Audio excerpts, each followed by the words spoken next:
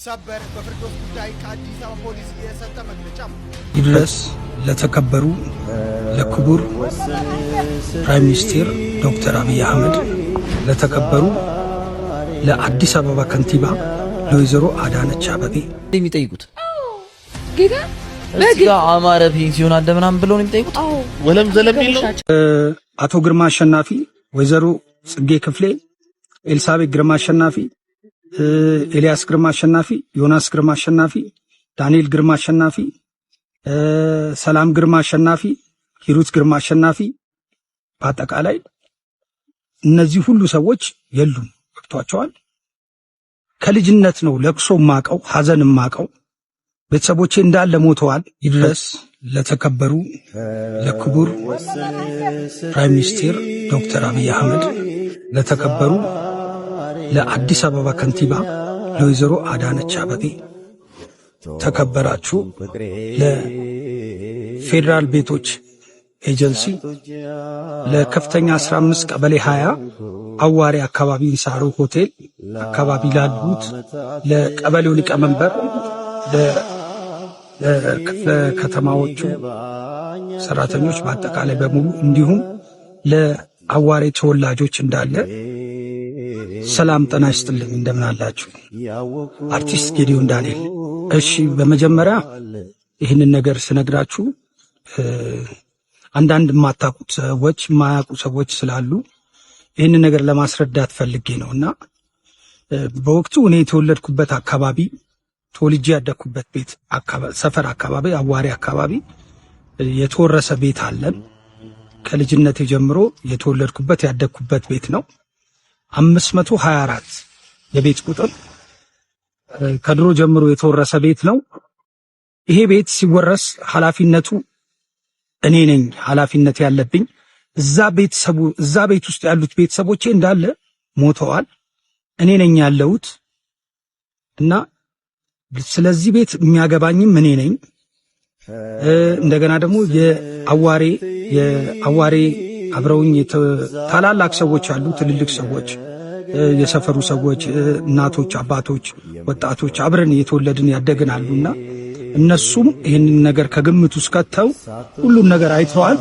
ይህንን ነገር ከግምት ውስጥ ከታችሁ ቤታችንን እኔ የቤተሰቦቼን የሞቱትን ቤተሰቦቼን ስማቸውን ማስነሳት ነው የምፈልገውና ይህንን ቤት ደግሞ አበል ስላልበላንበት የራሳችን ቤት ስለሆነ ይህንን ቤት እንዲመለስልን በትህትና እጠይቃለሁ። ከልጅነት ነው ለቅሶ ማቀው ሐዘን ማቀው ቤተሰቦቼ እንዳለ ሞተዋል። እዛ አካባቢ ላይ ተወልጄ ያደኩበት አካባቢ ያሉት ሰዎች የዛ ቤት ባለቤቶች እንዳለ አርፈዋል። አሁን እኔ ያለሁኝ እኔም አድጌ ገብተዋል።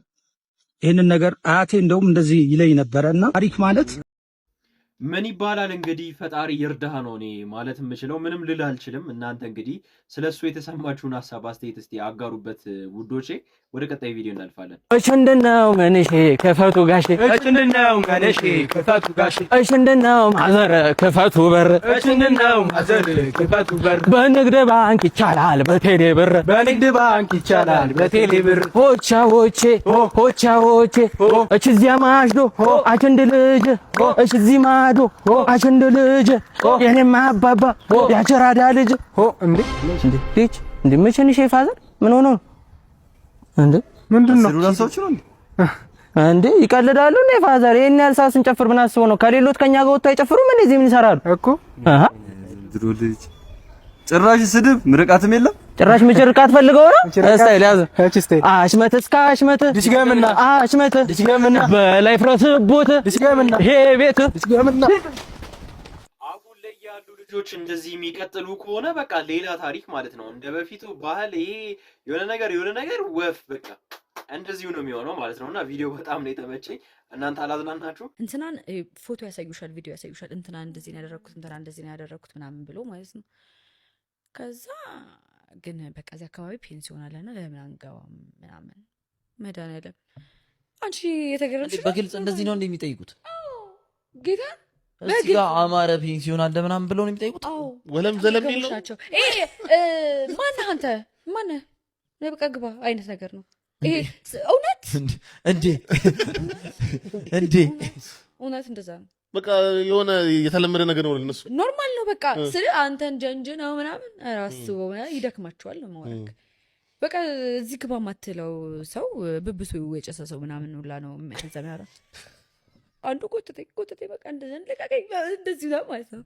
ከዛ አገኘሁት እዛ በቃ በደንብ አድርጌ ውሻ ያረኩት በደንብ ነው ያዘዝኩት ታዟል ምናምን። ከዛም በኋላ ግን ደርሶ ያውቅም ምን ያጠገብ ክለብ ሳንዱች እዚህ ጋር እንትን አምጣ ሂድ ከዚህ ምናምን እና እኔ ብሬያዥ መሰልኩት እና ጽጌ እንደዚህ ይደረግ ነዘር ከዚህ ውሻ ላይ ያደረኩት ማለት በምንም ላገኘው አልችልም። በቃ ኦልሬዲ አልፎታል ያ ታይም። ልክ ሳገኘው ልመታው አልቻልኩም። ባገኘሁት አጋጣሚ ግን ርካሽነቱን ማሳየት ፈለግኩ። ታገኘዋለሽ ከዛ በኋላ በፍጹም አንድ ቀን አግኝተሽ በተለያየ አጋጣሚ አግኝተሽ ታውቂያለሽ ወይ? በስራ ነው አግኝተሽ አታውቂም? የዛን ቀን ግን አገኘሁት ከአመታት በኋላ በቅርቡ ጓደኛዬ ክሊፕ ስትቀርጽ አገኘሁት እኮ ነው የምልሽ። የሆነ ፕሮሞሽን እንዲሰራለት የፈለገ ሰው ነበረ በፊልም ጉዳይ ማለት ነው። ጽጌ ሮያል ምናምን ብሎ ቤቴ ድረስ መጣታችንን ስወርድ አየሁት ማለት ነው። እሱም እንደዚህ አድርጎኛል። በፓንትና በጡት መያዣ ሆነሽ ቪዲዮ ላኪልኝ፣ ምክንያቱም ሲኬ ያለ አይደለ እሱም ብራንድ እሰራዋለሁ በየከተማውና ምን አይነት አቋም እንዳለሽ ማወቅ ስለምፈልግ ላኪልኝ። በጣም ቻናው ብራንድ ሲኬ የእሱን ፕሮሞት ምናምን ለመስራት ከሰዎች ጋር እየተጻጻፍኩ ነው ምናምን ብሎ አወራኝ። እውነት ለመናገር በወቅቱ ሳክስ አልመሰለኝም፣ ግን ደግሞ የፈለገ ነገር ብሆን እንዴት ነው በፓንትና በጡት መያዣ እኔ ራቁቴን ማለት ሰውነቴን በመስጠት ማላይ ልጅ እንዴት ነው ቦታ ስጪ ምልክለት ብዬ ከዛ እሺ ምናምን ነገር አልኩት። ከዛ ብቻ እግዚአብሔር ነው የጠበቀኝ በከንድና ልጁን ራሱ አገኘሁት። ቪዲዮ ሲቀርጸኝ ደነገጥኩኝና ቪዲዮ ተቀረጽኩለት። እንደዚህ አይነት ነገር ብዙ ጊዜ ሚዲያ ላይ ሰምቼ ማውቃለሁ። ያው ብዙ ሰዎችም ያወራሉ። ሜቢ እኔ አጋጥሞኝም ላያውቅ ይችላል በቅርብ ሰዎች ምናምን ነገር። እስቲ እንደዚህ አይነት ነገር አጋጥሟችሁ የሚያውቅ ሰዎች እስቲ ሀሳባችሁን አጋሩበት።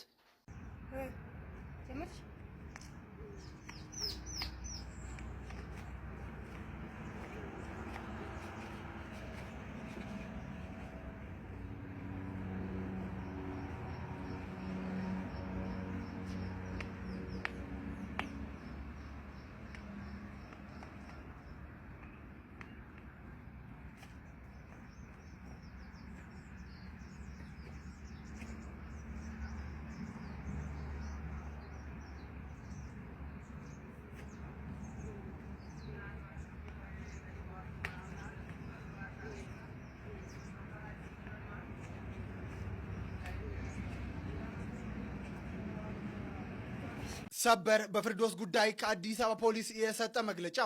ፍርዶስ መሐመድ፣ ኤደን ዳዊትና ሃኒ ሁሴን የተባሉም ታዳጊ ተማሪዎች በኮልፌ ቀራኒዮ ክፍለ ከተማ ወረዳ 4 ዓለም ባንክ አካባቢ ጓደኛቸውን ሲደበድቧት የሚያሳይ አሳዛኝ ቪዲዮ በማህበራዊ ሚዲያ ላይ መሰራጨቱን ተከትሎም ድርጊቱን የፈጸሙት ግለሰቦች በሕግ እንዲጠየቁም ህብረተሰቡ አስተያየት እየሰጠ መሆኑን ፖሊስ አስታውቋል።